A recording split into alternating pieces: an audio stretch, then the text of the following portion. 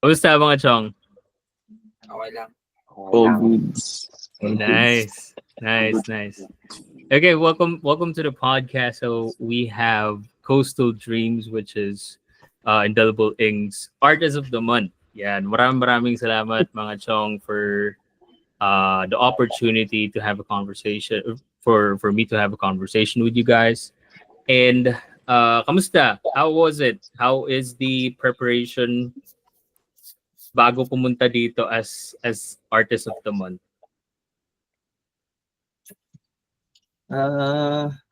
Actually, ano lang parang same lang, walang pinagkaiba.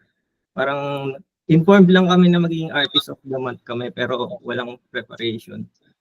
Ano lang, more on sa gigs. Yung schedule talaga yung tinitignan namin. Yun. Pero so far, kamusta yung trajectory ng mga gigs nyo? From the few months until coming here. Kasi nakita ko parang you guys finish your parang yung acoustic night nyo. Is that correct? Or like yung Bonfire. How was it? Kamusta? Can you guys walk me through on what happened? Kamusta yung gig na yun? Coming to the yung anong tawag doon? Firelight. Firelight session. Hindi, actually, parang di namin siya tinreat as gig talaga eh. Parang bakasyon talaga yung pinuntahan namin dun eh. Actually, di kami nakapag-rehearse. Yung acoustic kasi sanay kami full band. Full band lang talaga usually ginagawa namin.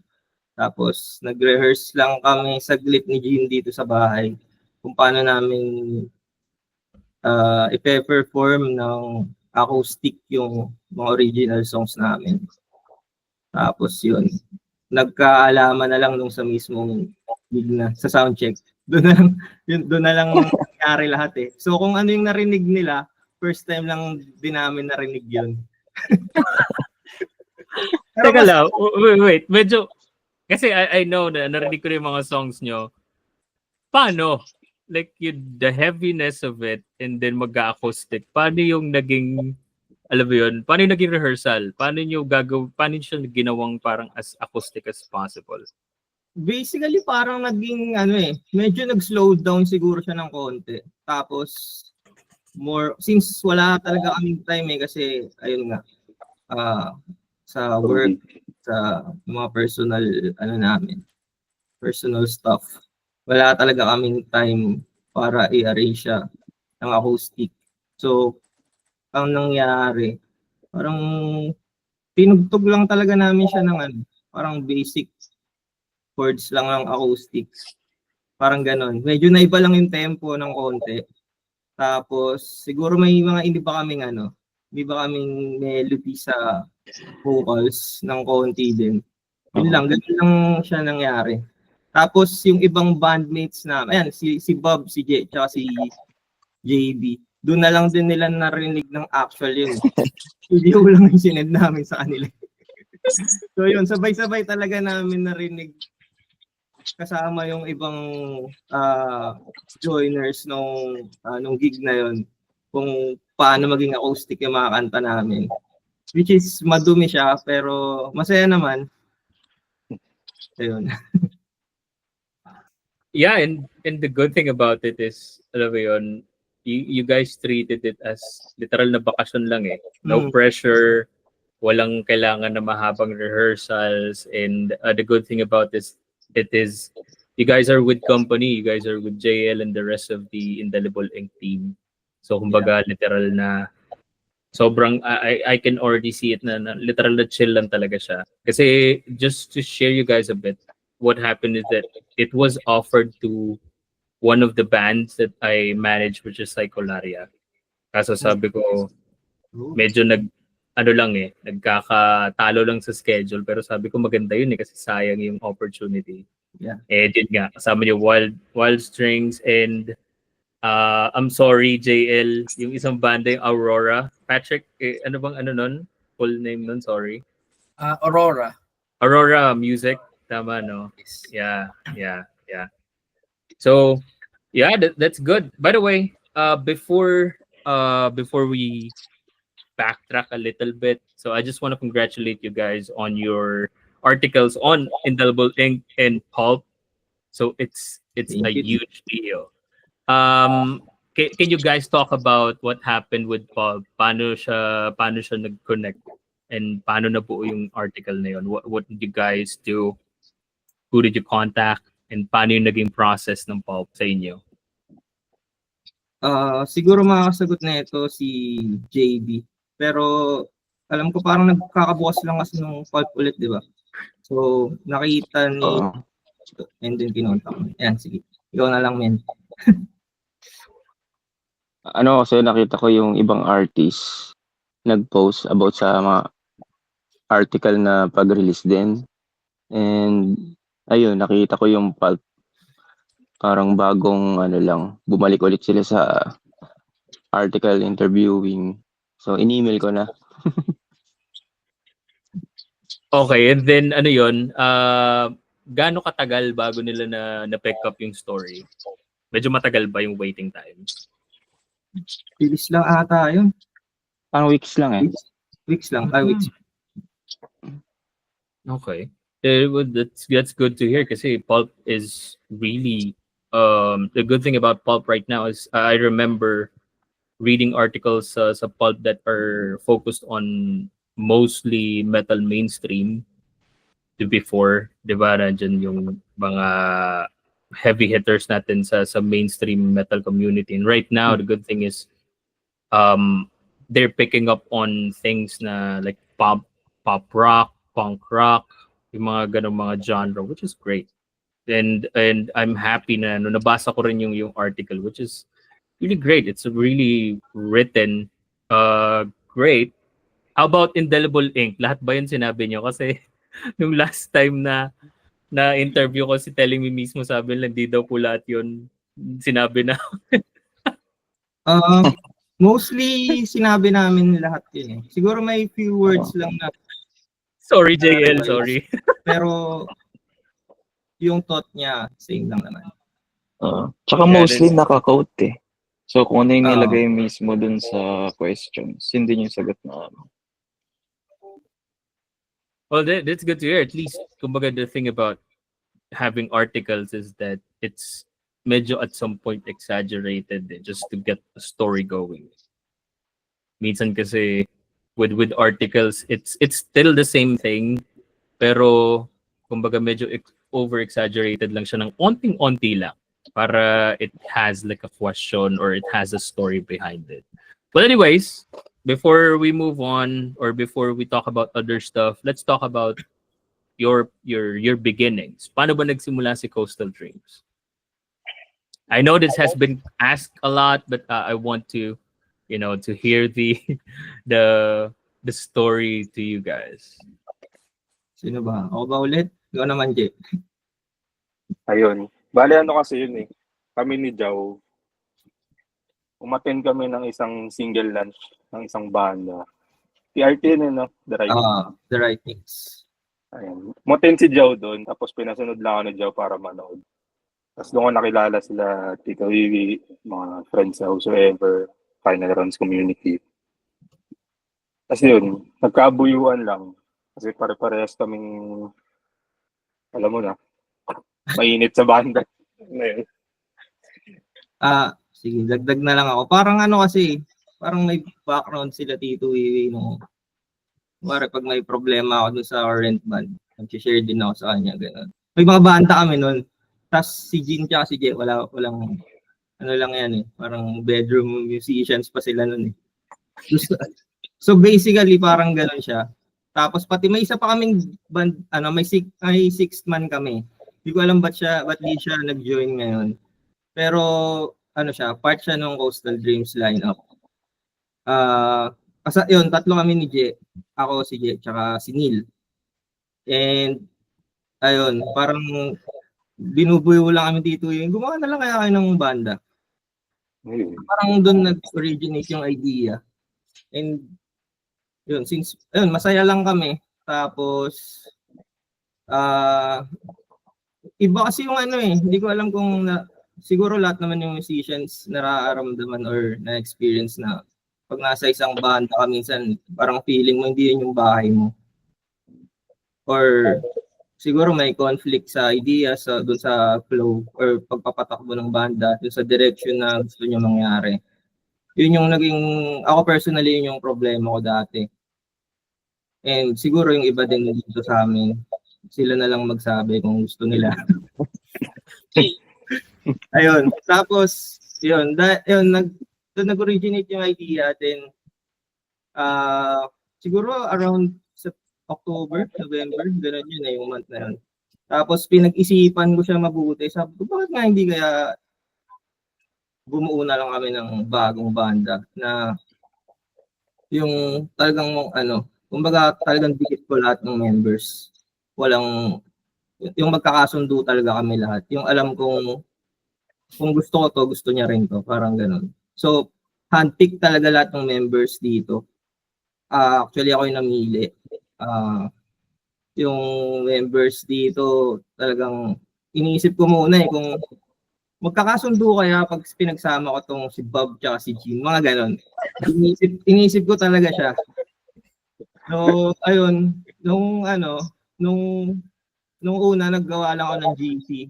Tapos tinry ko lang parang checking lang kung magkakasundo kaya itong mga to. Then hanggang sa nagtuloy-tuloy, ayun, naging ganito na kami.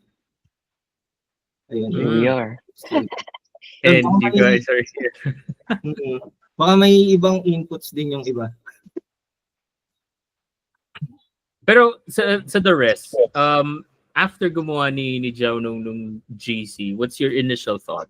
Like, kasi as per the story, you guys have your own, like, your shit with yung mga bands niyo before. Kamusta yung naging chemistry as nagsisimula kayo magsulat ng kanta and as you play along? I know that there is, lahat naman ng mga musicians, it has this ego every time, you clash. Not really clash, but you write songs or you play. Paano yung naging transition for that? Kasi you guys are all handpicked. And the worry is, paano magko-connect ba with one another? Kamusta yung connection na yon until now? Dumating na ba sa time na nagkaroon kayo ng clash with ideas? Ngayon, mas lumala. Joke lang. mas naging masaya ang isa't isa. Mas naging close. Dati, di pa kami nagmumurahan niya. Nagmumurahan ako sa isa't isa. May Hindi lang lang. ako kay Jen. Parang, kasi, tawag dito, at least for me, in my perspective, nung nagawa na yung band, tas nag-jam kami, tas eventually nung paulit-ulit na kami nag-jam to create yung mga songs, parang naramdaman ko yung level of respect sa instruments. For example, yung instrument ko is drums. Nararamdaman ko sa bawat isa yung respeto na, uy, drummer to. Kumbaga parang I will not overstep or I will not, hindi ako magiging magmamarunong when it comes to this, sa ganito, sa space niya. Merong mga during sa songwriting process namin, merong mga instances na suggestions yung mga ibang members. Ako rin minsan nag-ask ako kung bagay ba yung drum parts ko dito or kung okay na ba, kung sobra na ba. Ganun lang. Pero yung when it comes to overstepping, parang walang ganun, walang nangyayari ganun. And it's the same with me. Nung naramdaman ko yun, parang ganun na rin yung ginawa ko sa kanila. Kasi wala rin ako alam sa bass, wala ako alam sa guitars, hindi ako marunong yan. So, kapag forte nila, kumbaga, hindi ko hindi ko nire-respect ko. Nire-respect ko yung gawa ni Jao, nila Jean, nila J, tsaka nila JP. So yun. Okay. So, you mentioned overstepping kasi I believe that probably we all have a different take on what overstepping is when it comes to a band setup. So, kailan mo masasabi, or anyone kailan nyo masasabi na this person is already overstepping yung yung creative process ko? Ayan, may experience kayo dyan. Oo nga. Joe, banat. Siguro to explain yung Kasi I know that we have our different ways of like ano yung overstepping natin eh. Kasi for me, overstepping is for some reason this happened to me. I have a track kasi I'm a bass player. I have a track na I recorded, and what happened is that it was changed, na-change yung timpla nung sa mix, na-change yung paano yung timpla na gusto ko. And for me, that's overstepping. Pero for some other people, overstepping is that is not overstepping. Kumbaga, that's being a team player. So for you guys, what do you consider overstepping in just being a team player? Siguro parang same din nung sa'yo, nung situation mo nun. Siguro kay Bob, pag may mga parts siya na gustong gawin, tapos hindi, sa akin na lang. Pag may mga parts ako na gusto gawin, tapos nakikialam yung iba na, hindi, ganito na lang kaya yung gawin natin kaysa dyan sa naisip mo. Hindi kasi siya nangyayari sa amin eh. Parang pag may idea ako, ang nangyayari, tinatry mo na talaga pakinggan ng lahat. And yun, honest feedback kung ano ba, trip niyo ba? Pag hindi trip ng lahat, automatic sa amin yun, parang sige muna yan, bangko muna natin yan, or try natin improve. Ganon, kasi parang nung in-start pa lang namin yung band, parang nag-set na kami ng rules or ng guidelines kung paano namin papatakbuhin yung banda. Parang kung may mali akong ginagawa, kung may ayaw kayong gawin ako, sabihin nyo. Ganon sa lahat. Yung feedback, yung kung may ayaw kang ginagawa ng isang member, merong yung playing style niya, or yung idea na gusto niya ipasok, hindi namin gusto. So, ganon siya. So, walang nangyayaring overstepping kasi agad eh. Kumbaga nag-click agad. Nag-agree agad. Oo, nag-agree. So, kung wari ako may parts ako na gusto ipasok, tapos sinabi ni Bob, parang parang hindi bagay o So, mapapaisip din ako kung parang hindi bagay. So, natatapos agad dun eh. Hindi na siya hindi na siya umaabot sa point na magkakasamaan kami ng loob. Parang ganun. And Tapos, funnily, that happens di ba? With other bands. Kumbaga, I'm sorry, sino pala magsasalita? Sorry. Sorry. Add ko lang doon pala sa sinabi ni Joe. Yun yung masasabi mo na solid talaga yung chemistry.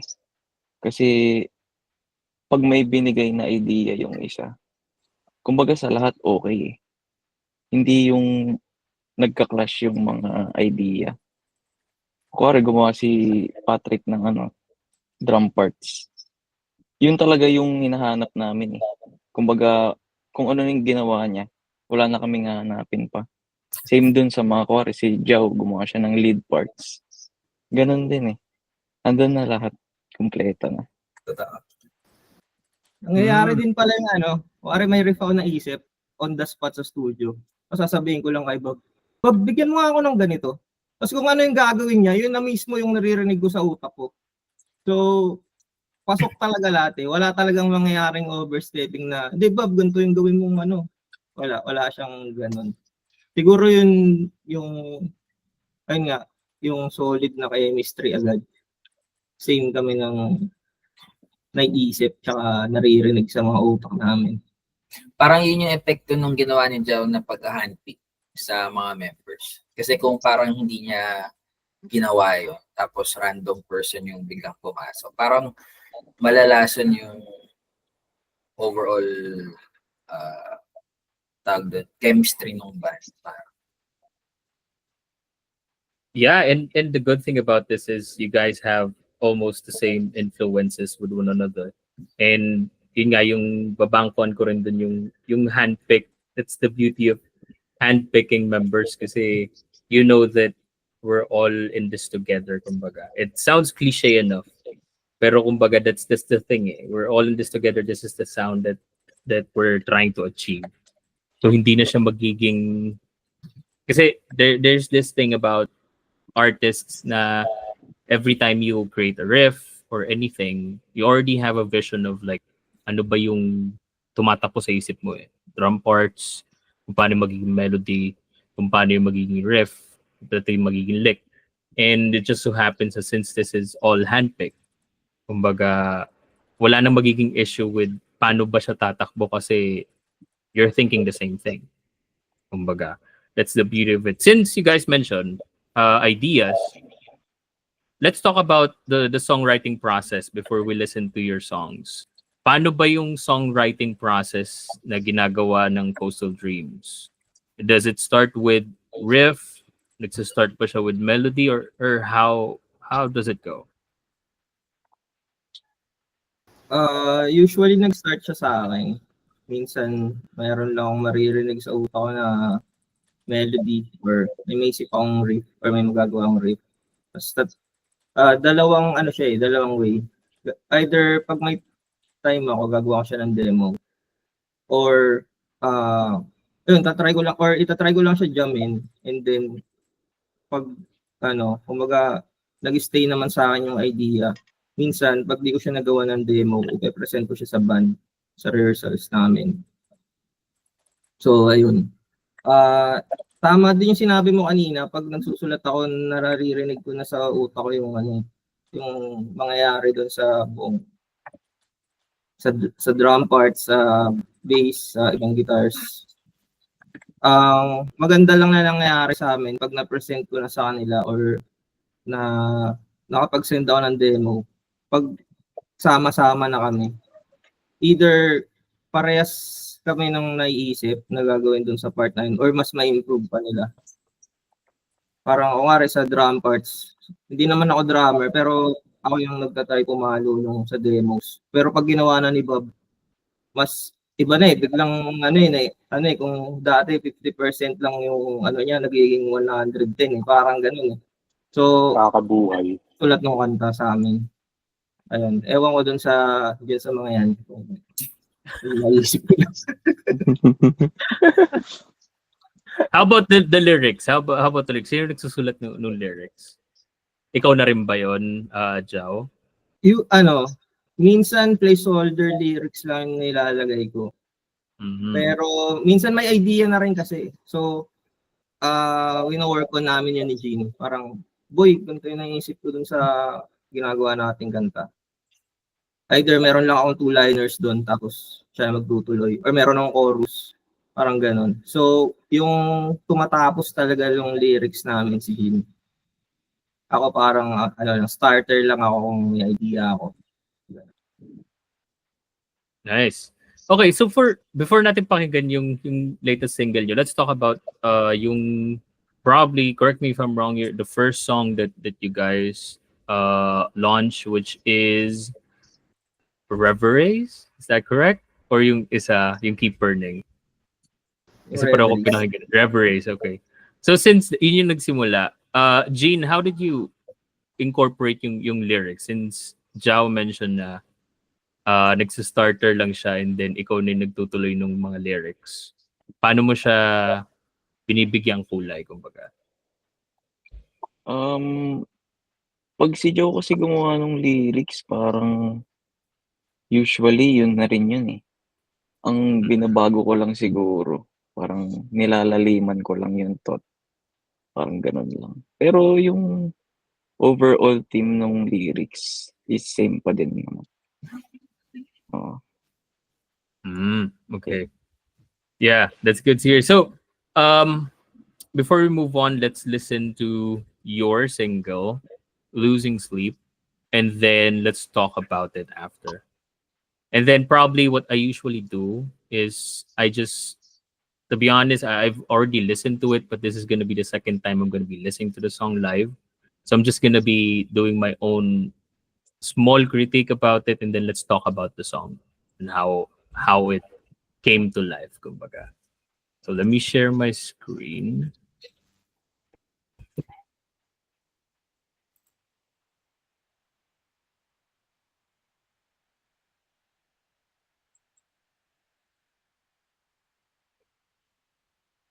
You don't want to die. That's impossible. You guys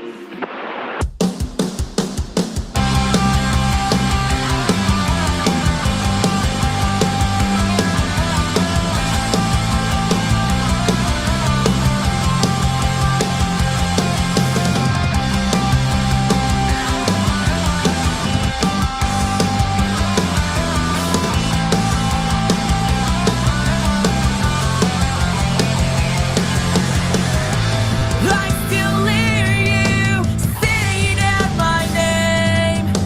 Maybe I'm insane, 'cause everywhere I look, your image stares. I can't escape. Every time I close my eyes, I see you. I'm lost without a clue. I never meant to go deep. I promise that I cannot keep. For now I'm taking it slow, but I just hope to let it go. Buried into my bed, so there's hope that I can get you out of my head. I'm seeing red, and it's hard to let it go. All the tears that I've shed from the stories that I played and painted on that, I'll sleep instead.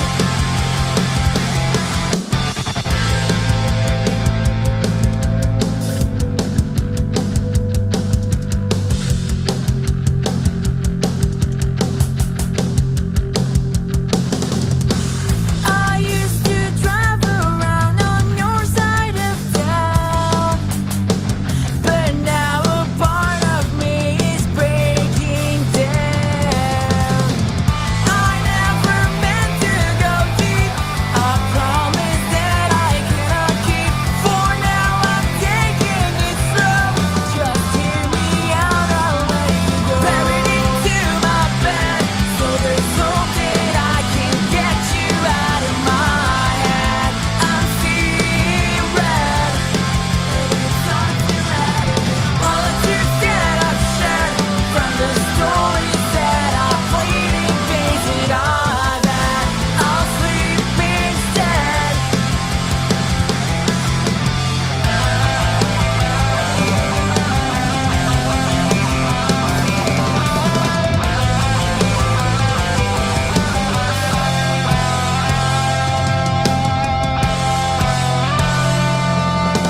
Buried into my bed, so there's hope that I can get you out of my head. I'll sleep instead. Buried into my bed, so there's hope that I can get you out of my head. I'm seeing red, and it's hard to let it go. All the tears that I've shed from the stories that I played and painted on that, I'll sleep instead. 'Cause it's hard to let it go. 'Cause it's hard to let you go.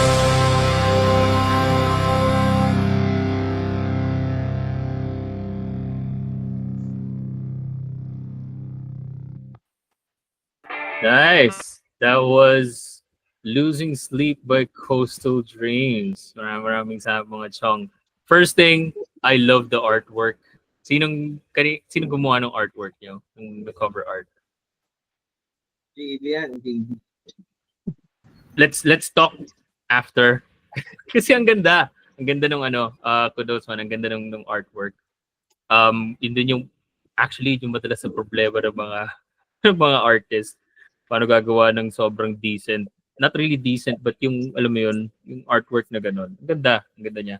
And what I like about it is, sobrang dikit sa akin yung, I know I've been saying this a lot, pero I always have a heart with, in your face, distortion guitar-oriented songs. Kasi I grew up listening to Lasana to emo songs and to Taking Back Sunday. So kumbaga it's very close to my heart. Kaya I don't really, the first thing every time I listen to songs like your song, I don't really have an issue kasi that's like very close to my heart. And I love the good thing about punk rock or pop rock is that it's very straightforward, especially with the bass. Pero nung sa intro, kudos dun sa bass kasi nahihiwalay siya ng onte. Nagbabago, may riff na ginagawa na iba, which is really great. Kasi if we're gonna be doing the same trajectory na, yeah, I'm just gonna do power chords or just gonna do root chords. You know, it's the same old punk rock, it's the same old pop rock.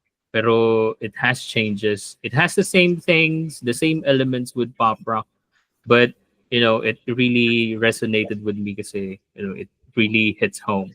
So, let's talk about Losing Sleep. Paano ba siya nabuo? Paano yung songwriting process, yung recording, and how did it came to life, kumbaga?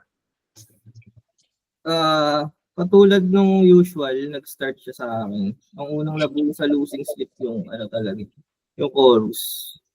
May lyrics na agad siya, naisip ko na agad siya. Kasi parang nangyayari sa akin lagi yun. Parang pag may mga iniisip akong shit, parang, or may pinagdadaanan, ganun. Parang nakakatamad, parang, dito na lang ako sa kama ko. Pero di ako makatulog. Parang ganun. Tumatakbo lang yung utak ko 24/7. Pero, for some reason, di ako makatulog ng isip. Parang ganun siya eh. Tapos naisip mo yung mga nawalang tao or bagay or basta ganun. Mga events na hindi maganda. And actually, kasama na din dyan yung mga naiisip mo palang na mawawala na. Parang dati nung bata ako, malalakas pa itong tao na to, ganyan. Tapos eventually, nung tumatanda na ako, unti-unti na silang nawawala. Parang ganun siya. Then, ayun, yun muna, yung chorus muna. Then, tinry ko gawa ng first verse. Acoustic guitar lang. Tapos, yun, ito, hindi ako nagkaroon ng time para gawa ng demo. So, pinresent ko sa kanila to sa studio nung nagre-rehearse kami. And, ayun, nag-click din agad eh. Parang gets na agad nila agad yung gusto ko mangyari. Medyo hubad pa yung kanta nung una. Nung talagang lang, power chords, basic. Basic lang na flow talaga. Kung ano yung naririnig natin ngayon, wala yung mga lead parts, gano'n. Tapos, nung sa recording, before recording siguro, 2 nights before recording, doon ko lang nagawa yung mga lead parts niyan. Ayun, ewan ko dyan sa mga yan kung anong naisip nila. Mayabang yung mga yan. Yung How sa about the lyrics, rest, guys? Yeah, how about the rest? yung lyrics nung chorus yun na mismo yung original eh. Kasi yun na mismo yung thought niya eh. May in-update na Parang lang. di ko na, ang binago ko lang dun yung yung second voice. Tapos yung verses yun yung binago namin. Pero overall nung chorus yun na talaga yun, original. Yung mayabang na basis, ano masasabi? Ganda daw ng bass sa intro eh. I mean, I like the bass kasi ito kasi sa akin eh, I've been listening to a lot of like pop rock, punk rock, metalcore, emo bass na mga songs, and minsan for me just for me, minsan frowned upon kasi yung bass kasi it's very just root chords, literal na garud-garud lang, and more on literal na nagiging behind lang sila eh. Pero what Losing Sleep changed that trajectory eh. Kumbaga, medyo humiwalay ng onti dun sa intro part, which is great. So, paano ba nagawa yung bass parts na yun? Una lang, pinapakinggan ko lang yung practice jam namin. Tapos sabi ko, parang boring nung ginagawa ko. D, A, B, G, puro ganun lang. Lagyan ko ng onting landi. ayun, mukhang maganda naman yung tunog sa pandinig ko. Ginawa ko na sa recording.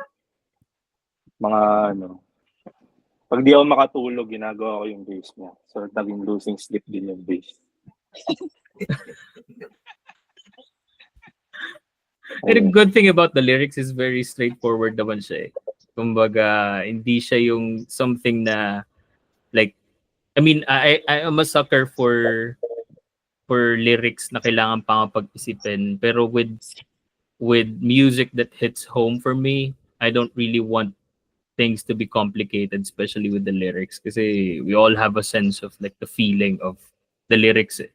And that's actually my question. So, since Jao, you're the starter and mostly ikaw na nakakabuo ng lyrics, how important is emotions every time you write a song?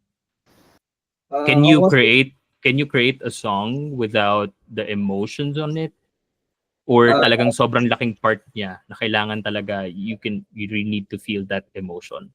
Sobrang laking part niya, parang ano kasi, pag nagsusulat ako, dun talaga ako humuhugot ng sinusulat ko sa emotions. Ang goal ko lagi is kahit walang lyrics, gusto ko parang nagkikwento na ng story yung kanta kahit wala siyang lyrics. Parang ganun. Parang magigets mo na kung tungkol saan siya. Or merong ng certain feeling or emotion na ma-generate kapag pinakinggan mo yung music na sinusulat namin. Parang ganun yung goal ko. So yun, yung emotion mahalaga talaga siya. Kapag hilaw yung emotion para sa akin, hindi ko siya ipaparinig dito sa mga pula ko na yan. Pero may follow-up question is, kamusta naman? Nakaka-apekto ba yung emotions na yun on a daily thing for you? Or literal na it's just filtered through music? Or you have problems as I believe everyone in the call, like ako, I have like emotional issues then. So is it like a daily thing na you can't snap out of it, or it's just filtered through the songs and then after nasulat mo na yun, you're good to go? Hindi na siya nag-i-apekto sa buhay mo? Hindi, daily thing siya eh. Parang kung ano yung nararamdaman ko nung sinulat ko yung kanta na yan, nararamdaman ko pa rin siya ngayon. Or merong mga special cases na or may napanood ako or may nabasa ako, may ibang emotions akong ma-generate through that series or movie or novel or kung ano mang nabasa ko nung time na yun. Ayun, minsan nag-stay din siya sa akin. Kaya yung mga ganong bagay nagagawa ko din siya ng kanta. Kahit hindi ko siya personal experience. Yeah, thanks for sharing that, Mike. Kasi that's the thing about, songwriters and lyricists kasi a couple of lyricists or songwriters tend to create songs like out of thin air. And yeah, it's still successful, pero yun nga, kasi there's a lot of, like for me, there's a lot of heaviness and authenticity behind songs that are written through emotions. Eh. Kasi as I've been listening to the music, critiquing music for like what a while now, you can feel emotions, especially if it's like something na talagang rooted within, kumbaga. Kasi pag kunyaring, I'm not saying na yung mga nagsusulat and then selling it to someone is not really as authentic, pero kumbaga there's a touch to it, eh, kumbaga. And last, and yeah, go ahead. Siguro for me, nakakatulong din yun, yung meron talagang emotion na kadikit yung nasulat na kanta para makapag-resonate yung audiences eh. Minsan kasi, for example, yun nga, si Losing Sleep. Hindi ko alam kung saan mang parte ng Pilipinas or sa mundo na may ganun din pala siyang nararamdaman nung time na napakinggan niya yung kanta. So, ayun, parang hoping din na makapag-resonate yung listeners namin doon sa mga kanta namin. Yeah, that's good to hear, man. Okay, so I want I want to pick your brain on this, guys. This is like out of the blue question because since we're talking about punk rock and pop rock, what is your take with the genre right now? Kasi we know that there's a lot of like mainstream music na lumalabas and mas madami yung reach niya. What's your take on the current status of punk rock or pop rock?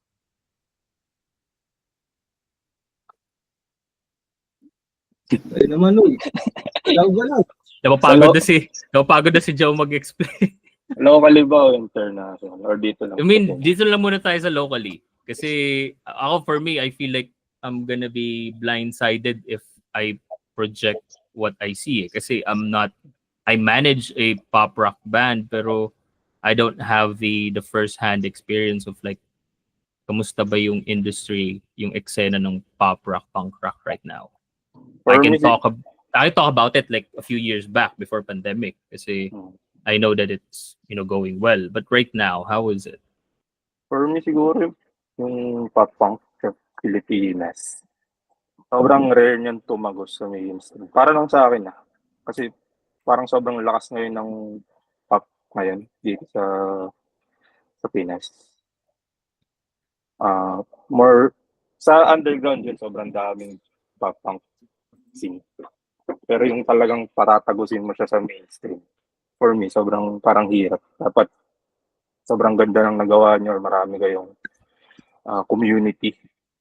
Marami kayong gigs para ma-discover. Ang ganun. Yun.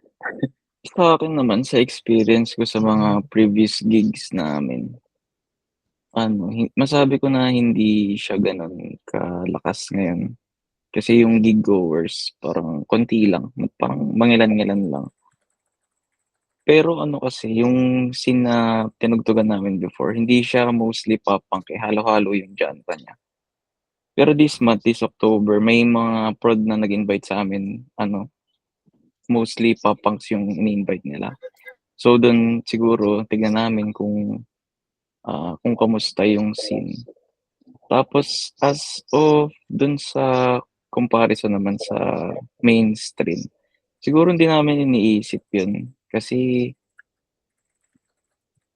kami wala naman kaming paki kung malakas sila ngayon. Kasi kami gusto lang talaga namin tumugtog tapos mag-produce ng music na gusto namin. So, ayun, wala kaming paki sa kanila. Importante, masaya lang kami sa ginagawa namin. Yun. Parang add ko lang doon kay Jean, parang sinabi to sa amin ni Joey, parang napag-usapan namin dati na bonus na lang sa amin kapag merong nagkagusto sa namin, sa mga kanta namin. Regardless kung nagustuhan mo siya or hindi, ang importante sa amin is gusto namin yung nagawa namin and we put our best effort dun sa mga kanta na nagawa namin. Kasi nga, I can resonate that with what Rick Rubin is saying, na the music comes from within first, and then the audience is last. Kumbaga, if you're happy and content with what you have, then that's good enough. And if you want to share it with the world, then it's gonna be up to them if they receive it or not. I think that's the same thing that resonates with artists right now. Kumbaga depende talaga yan sa kung anong genre, at the same time kung gaano ka. I'm sorry kasi I don't know if I have this hate with pop shit, pero sawa na ako doon sa no hate kasi I'm good friends with the band, pero yung kay Dionela sumuksawa na talaga ako sa kanta niya. Tsaka kay I don't know if this is within your realm, pero si Banda Ka ng Banda, do you guys know that? Si Magpayaman, I forgot the name. Ginawa ko siya ng In My Honest Opinion. Medyo punk rock siya, pero tangina, nakakainis. Pero that's me. Kumbaga, Anyways, I want to talk about the fun stuff. Can you guys share one fulfilling gig that you have, and then one that is literally for the books as the worst? Sa worst, wala sa worst, wala pa. Wala sa worst? Seryoso? Parang Simula- ako, I can cite five gigs na talaga sobrang worst ko sa buhay ko. Startan ko na siguro. Yung the best siguro sa akin, Bulacan gig nung last September 21. Lahat ata tayo. Isa lang, no? Isa lang sa best. Yeah. Dex, sige, kung may gusto pa kayo share na ano, bakit masaya tong Bulacan gig na to? What happened? Ang ganda ng tunog namin dun eh. Tsaka andun yung mga tropang banda. Andun yung Bri, andun yung Elaine. Tapos sobrang ingay nila sa crowd. Ayun. Tapos siguro yung next na best is yung Unknown 13 namin. Kasi okay din yung tunog namin. Doon din yung mga tropang banda. From Bloomingdale. Ayun. Tsaka Easy. Shout out. Shout out. Tapos third na best is yung debut gig namin. Wala lang kasi debut gig namin. Tapos pinaka-verse, parang wala. Siguro for me, pinaka-verse yung first Laguna gig namin sa Silim. Daming technical shit. What happened? Sa ano yun eh? Sa amp mo dyan. Hindi ko ang Sa gitara. sa gitara ko. Ayun. So, basically, parang nagtunog clean tone lang ako ng buong set namin. Bakit? Ano nangyari? Yung switch ko, grounded, hindi ko siya napansin, nakala ko amp ko may problema. Nagdadala kasi akong amp sa gigs eh. So, akala ko may something na nangyari sa amp ko. So, puro adjust ako sa amp. Ganun pa rin yung tunog. Para pa rin akong naka-clean tone. So, yun. Di namin siya na-enjoy. Parang tanggal angas talaga nun eh. Parang, ano ba ito nangyayari? Ayun. Pati yung guitars ni JB nun eh. Kami nun eh. So, sinabi Kay JB. tayo ni JB nun eh. Ang daming shit na nangyari. Ano Kaya nangyari sa guitars mo, JB? What happened? Sobrang lakas eh. Hindi na ma-manage yung tech namin eh. Hindi ko alam anong timpla gagawin namin. Sa Silim sa Kalambato, no? Kay ang sound system niyan is si Kia Mario. Oh yeah, alam ko siya yung nag-detect nun eh. So, well, yeah. Tropa ba si Kuya Mario kaya di ako makapagsalita. Pero any bad gigs pa ba mga chong aside from Silim? Alam ko, let me just share. I know I already saw you guys sa Berrio, Santa Rosa, that was final round promotions. Ayun, sasabihin pa lang namin. Oh, kamusta? Anong nangyari? Technical lang na yun eh. Matindi yan, matindi. Hindi yun. Matindi. Yeah, share nyo lang. As long Kasi as, nung yeah. nasalang na kami, biglang lumakas yung ulan. Sa sobrang shit Oh namin. yeah! Hindi Oo kami nga makasalang agad-agad. Eh yung interface namin, yung system namin, bukas siya, wala pa siyang rack or kahit ano. So, hirap na hirap kami sa itawid. Tapos yun, kinakausap namin si Chuck na kung pwede yan. Medyo delay lang konti, patilahin lang yung ulan. Tapos yun. Tapos nung sumalang na kami. Kasi hindi tumigil talaga. Ayun. Kaya Nung may sumalang utang na kami kami. sa road 8. Road 8. Inugod nila yung Kami. ulan. Dapat kami muna, kaso sila muna yung nauna. Parang gano'n. Parang Sila bigla muna lang kami. But parang yung road 8 kaya naman itawid.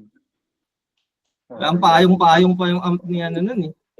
Sakit nun. Ayun. Tapos yun pa, medyo hindi pa okay si Patrick. Kaya May sakit siya na. Yun yung gig na mahihimatay na ako sa trangkaso. Lugig. flu gig yan. Ang Michael Flu gig. Jordan. Ayun.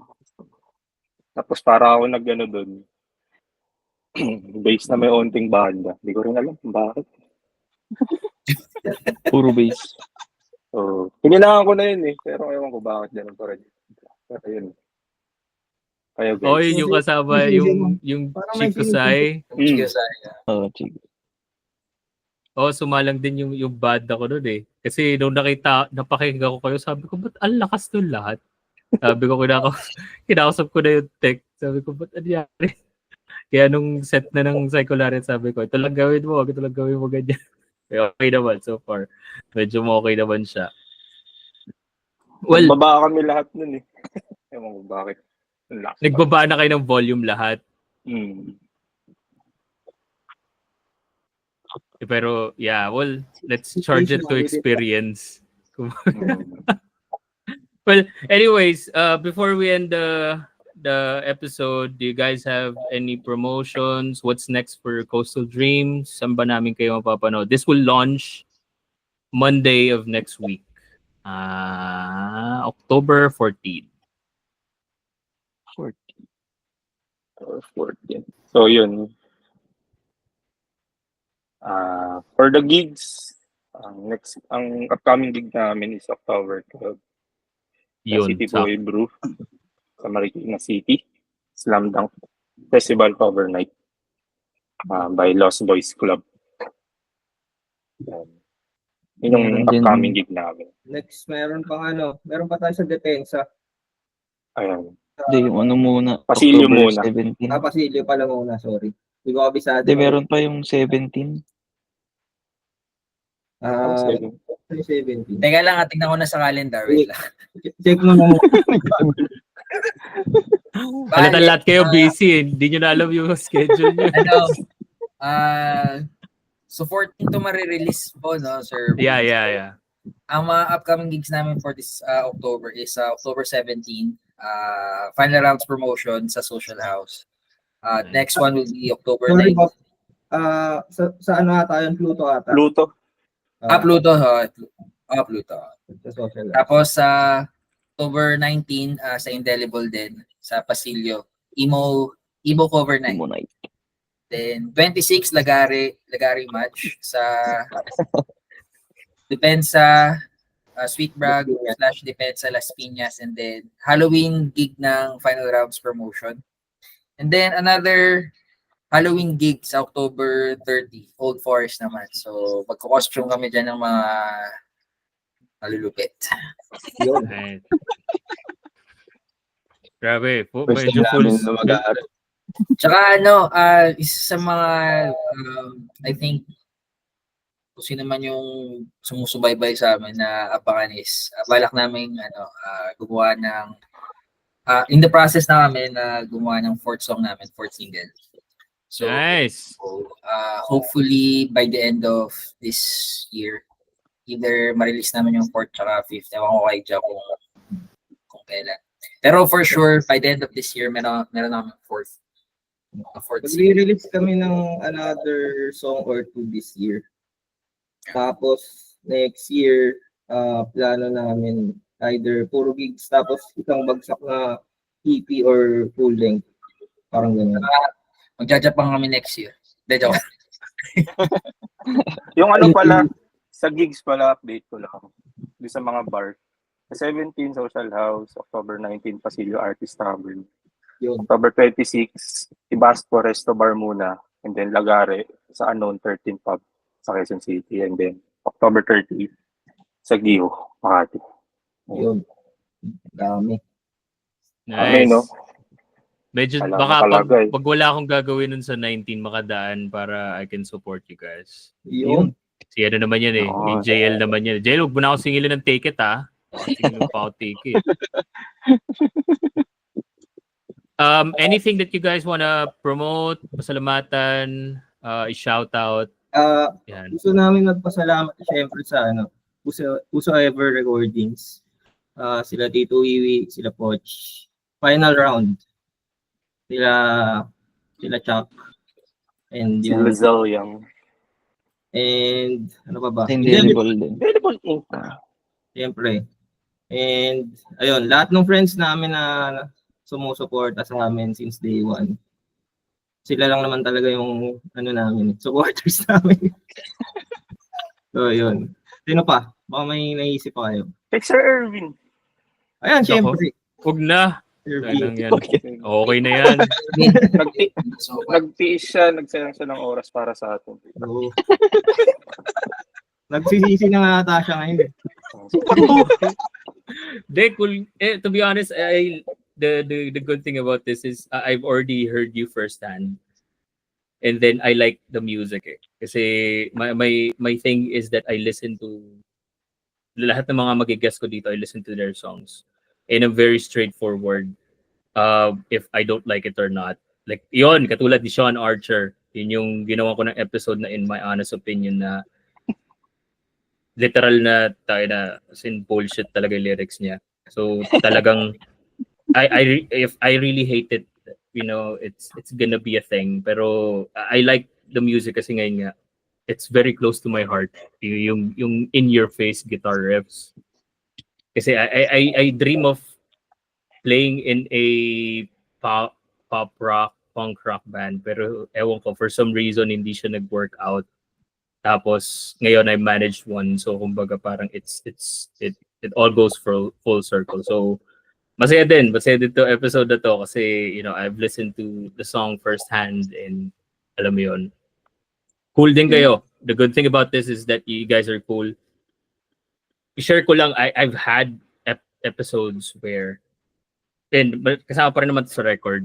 I'm not gonna drop names, pero I've had episodes where I need to just beat the shit out of like the questions just to make them answer something. Alam mo yun, may dating pa. So for this one, it's not eh. I'm not gonna drop names kasi literal na dumating sa point na parang 3 hours, 2 hours na conversation and literal na sinabi ko na, man, do you really want to do this interview or not? Kumbaga, yun yung kumbaga parang sa akin sobrang out of the open and kumbaga hanggang ngayon hindi ko na siya kinakausap ngayon eh. Pero nandun pa rin siya sa episodes. So Lapit niya. hindi mo mapapansin yun kasi I have this facade every time na na kailangan okay tayo eh. So hindi siya mapapansin. Puro dead air. Yun nga lang, first time tayo napanood ni Sir Erwin nung ano pa. Beryo pa. Hindi pa. Okay naman eh. Kumbaga nangyari lang siguro dahil nga ang what happened is that may sound system si Beryo nun. Tapos nagdagdag pa siya ng reinforcement. Tapos kumbaga nagka-mix na. Sabi ko nga dun sa tech kasi the tech is a great friend. Sabi ko, ba't ganun? Ayusin natin yung mga mix. Ayusin natin yung mga timpla nung sa mixer. Tapos nung sa Cycularia na sabi ko, ito gusto kong baguhin, mga ganyan. Sabi ko, wala. Kumbaga, may mga times talaga na you just have to charge it to experience, kumbaga. And the good thing about you guys is that you just started last year, December. If correct me if I'm wrong. So, literal na you have a lot of gigs under your belt pa in the future. Kumbaga, it's a good thing that you already experience kumbaga yung mga possibly something na pwede nyo i-charge to experience and then just, you know, evolve around it. And the good thing is may mga tech naman kayo eh. Kumbaga, it's not really an issue. Kumbaga, yun yung madalas na nagiging problem with up and coming bands na, yeah, I'm just gonna do it for the music, pero kumbaga, every time you perform live, at some point you have to make sure that you sound great. Kumbaga. Shout out kay Port. Kasi if your sound if it's like a you know an everyday or a daily thing na pag natugtog kayo and walang nagiging changes, then there's something wrong, kumbaga. So but the good thing is final rounds picked you up, sobrang gandang production yan, and maraming mga gigs na naka-line up. So and at the same time the songs, the original songs. Kumbaga, December 2023 until now, you guys already have 3 songs. So, kumbaga, you have 2 more upcoming. So, literal na, it's not really something na pababa. It's pataas pa talaga siya. And hopefully, I can be part of that EP. Kumbaga, if I can contribute anything, you know, to support, just let me know. So, Gusto rin parang pasalamatan yung brief sa pagsama sa amin or pag-invite sa amin. Yung Luzon tour nila nung September 7 at 20. So, yun. Shout out kay Sir Paul Cruz ng B.